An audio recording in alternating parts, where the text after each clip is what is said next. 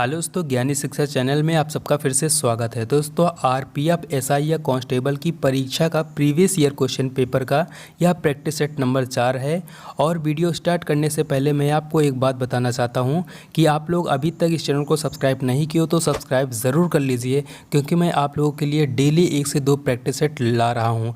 और ये जो प्रैक्टिस सेट है ये आपके एग्ज़ाम के लिए बहुत ही महत्वपूर्ण है, इसलिए आप लोग चैनल को सब्सक्राइब ज़रूर कर लीजिए। तो चलिए हम क्वेश्चन नंबर 1 से स्टार्ट करते हैं। तो क्वेश्चन नंबर 1 है हमारा, यदि मौलिक अधिकारों को राज्य ने हनन किया है तो ऐसा कौन सा मूल अधिकार है जिसके खिलाफ नागरिक अदालत में अपील कर सकता है। तो इस प्रश्न का राइट आंसर हो जाएगा ऑप्शन नंबर 2, संवैधानिक उपचारों का अधिकार। अब चलते हैं क्वेश्चन नंबर 2 पर। दूसरा क्वेश्चन है, टेबल टेनिस खेल को ओलंपिक खेलों में किस वर्ष की मान्यता दी गई थी। तो इस प्रश्न का राइट आंसर हो जाएगा ऑप्शन नंबर 2, 1988। क्वेश्चन नंबर तीसरा है, क्षेत्रफल की दृष्टि से विश्व का 7वां सबसे बड़ा देश कौन सा है। तो इस प्रश्न का राइट आंसर हो जाएगा option number 1, Bharat. Question number 4 है, क्वथनांक से नीचे किसी भी तापमान में द्रव को परिवर्तित करने की प्रवृत्ति को क्या कहा जाता है। इस प्रश्न का राइट आंसर हो जाएगा ऑप्शन नंबर 1, वाष्पीकरण। क्वेश्चन नंबर 5 है, लाहौर कांग्रेस अधिवेशन के अध्यक्ष कौन थे। तो इस प्रश्न का राइट आंसर हो जाएगा ऑप्शन नंबर 1, जवाहरलाल नेहरू। अब हम चलते हैं क्वेश्चन नंबर 6 पर। क्वेश्चन नंबर 6 है, निम्नलिखित में से किस राज्य की सबसे लंबी तटरेखा है। तो जिसका ऑप्शन नंबर 2 राइट हो जाएगा, गुजरात। नेक्स्ट क्वेश्चन है, निम्नलिखित में से किसने माउंट आबू जैन मंदिरों का निर्माण करवाया था। तो इस क्वेश्चन का राइट आंसर हो जाएगा ऑप्शन नंबर 1, विमल शाह। और क्वेश्चन नंबर 8 है, भारत के राष्ट्रपति के लिए न्यूनतम आयु योग्यता क्या है। तो इसका ऑप्शन राइट हो जाएगा ऑप्शन नंबर 4, 35 वर्ष। अब हम चलते हैं क्वेश्चन नंबर नेक्स्ट पर। क्वेश्चन नंबर 9 है हमारा, इनमें से कौन सा संगठन सरकार द्वारा घोषित न्यूनतम समर्थन मूल्य एमएसपी पर किसानों से खाद्यान्न खरीदता है। तो इस क्वेश्चन का राइट आंसर हो जाएगा ऑप्शन नंबर 1, भारतीय खाद्य निगम। और क्वेश्चन नंबर 10 है हमारा, भारत की संसद में शामिल है। तो भारत की संसद में कौन शामिल है। तो इसका राइट आंसर हो जाएगा ऑप्शन नंबर 4, लोकसभा, भारत की राज्यसभा और राष्ट्रपति ये संसद में जो है शामिल होते हैं। अब हम चलते हैं अगले क्वेश्चन पर। क्वेश्चन नंबर 11 है, भारत में दिल्ली उच्च न्यायालय की स्थापना कब की गई। तो इस प्रश्न का राइट आंसर हो जाएगा ऑप्शन नंबर 3, 1966। क्वेश्चन नंबर अगला है, 2003 की वित्तीय जिम्मेदारी और बजट प्रबंधन को के बारे में है। तो इस प्रश्न का राइट आंसर हो जाएगा ऑप्शन नंबर 4, वित्तीय सुधार और व्यय नीतियाँ। क्वेश्चन नंबर 13 है, 2011 की जनगणना के अनुसार हमारे देश में लिंग अनुपात क्या है। तो इसका राइट आंसर हो जाएगा ऑप्शन नंबर 2, 1000 पुरुषों में से 943 महिलाएं। अब हम चलते हैं क्वेश्चन नंबर नेक्स्ट पर। अगला क्वेश्चन है हमारा, एक inquiry into the nature and causes of the wealth of nation पुस्तक किसने लिखी थी। तो इसका राइट आंसर हो जाएगा ऑप्शन नंबर 2, एडम स्मिथ। अगला क्वेश्चन है हमारा, जिस दर पर आरबीआई वाणिज्यिक बैंकों को ऋण प्रदान करता है उसे बदलकर यह धन को प्रभावित कर सकता है, इस दर को क्या कहा जाता है। तो चलिए हम इसके ऑप्शन पर चलते हैं। तो इस प्रश्न का राइट आंसर हो जाएगा ऑप्शन नंबर 3, बैंक दर कहा जाता है। अगला क्वेश्चन है, चेचक का टीका किसने विकसित किया था। तो इस प्रश्न का राइट आंसर हो जाएगा ऑप्शन नंबर 4, एडवर्ड जेनर। अब हम चलते हैं क्वेश्चन नंबर 17 पर।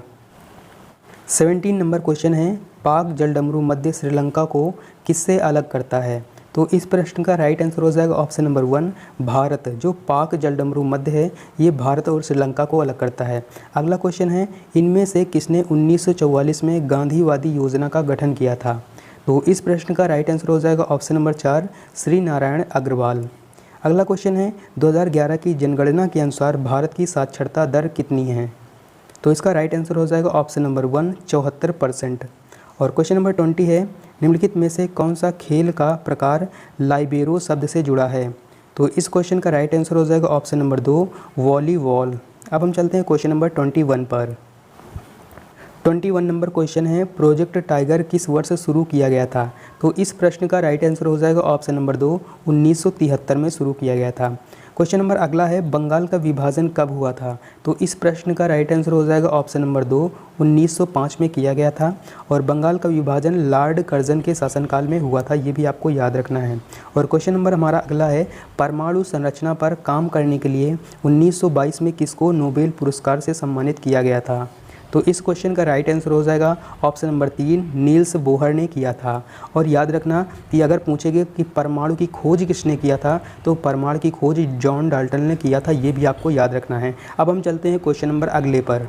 क्वेश्चन नंबर 24 है, भारत द्वारा प्रेषित पहला सक्रिय उपग्रह कौन सा है? तो इसका राइट आंसर हो जाएगा option number 3, Aryabhata. Question number 25 है, निम्नलिखित में से कौन मस्कुलोस्केलेटल सतह से जुड़ा है? तो इसका राइट आंसर हो जाएगा ऑप्शन नंबर 4, राइबोसोम। अगला क्वेश्चन है, इनमें से किसने सविनय अवज्ञा आंदोलन तमिलनाडु में आयोजित किया गया था?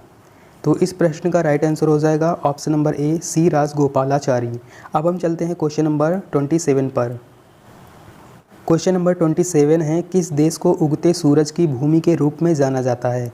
तो इस प्रश्न का राइट आंसर हो जाएगा ऑप्शन नंबर 3, जापान।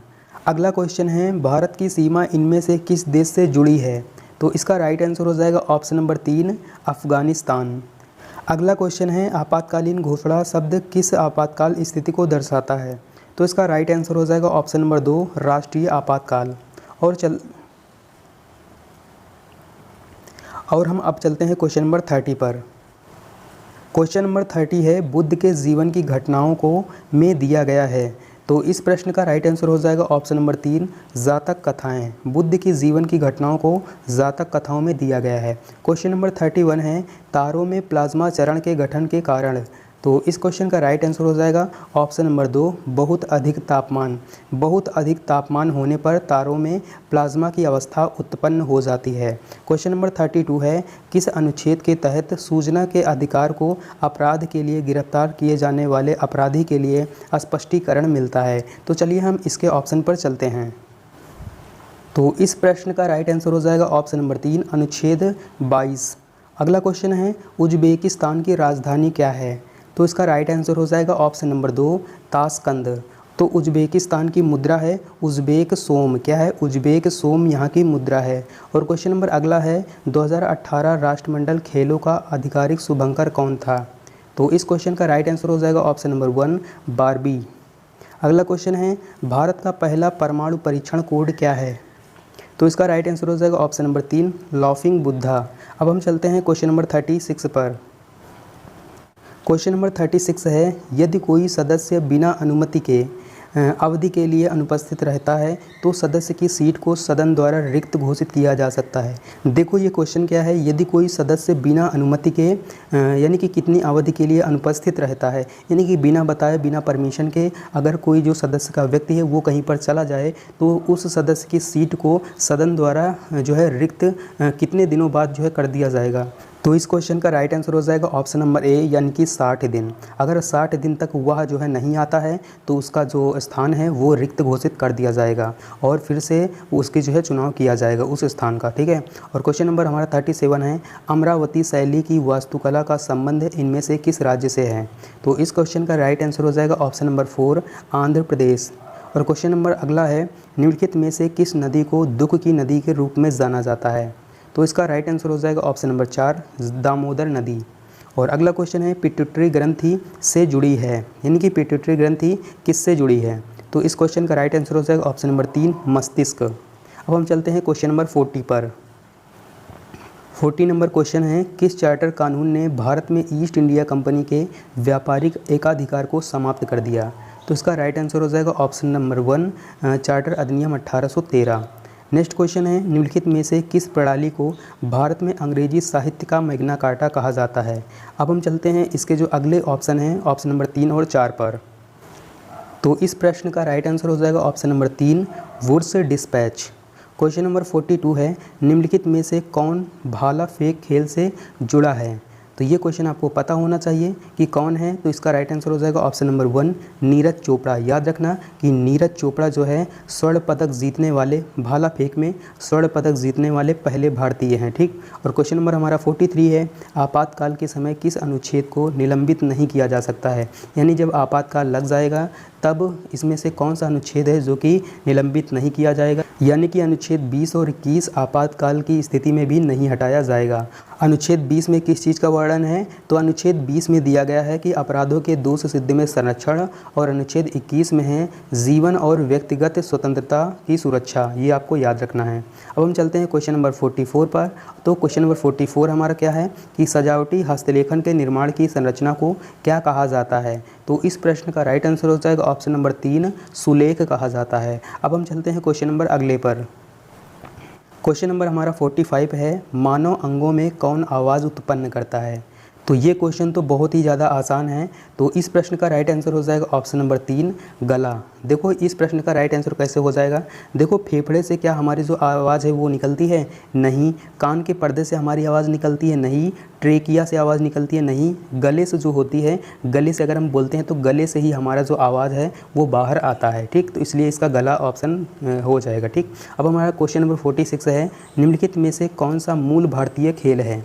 तो इस क्वेश्चन का राइट आंसर हो जाएगा ऑप्शन नंबर 4, खो खो। अगला क्वेश्चन है, जब कोई वस्तु एक निश्चित ऊंचाई से स्वतंत्र रूप से गिरती है तो उसकी ऊर्जा पर क्या प्रभाव पड़ता है?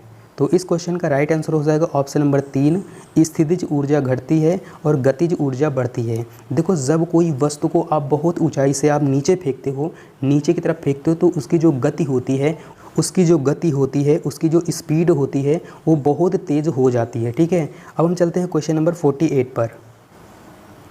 48 नंबर क्वेश्चन है, एक व्यक्ति जो संसद का सदस्य नहीं है, वह किसी भी सदन से संबंधित नहीं है, ऐसे व्यक्ति को कितने दिन की अवधि के लिए भारत के प्रधानमंत्री के रूप में नियुक्त किया जा सकता है? देखो क्वेश्चन को समझिए क्या कह रहा है।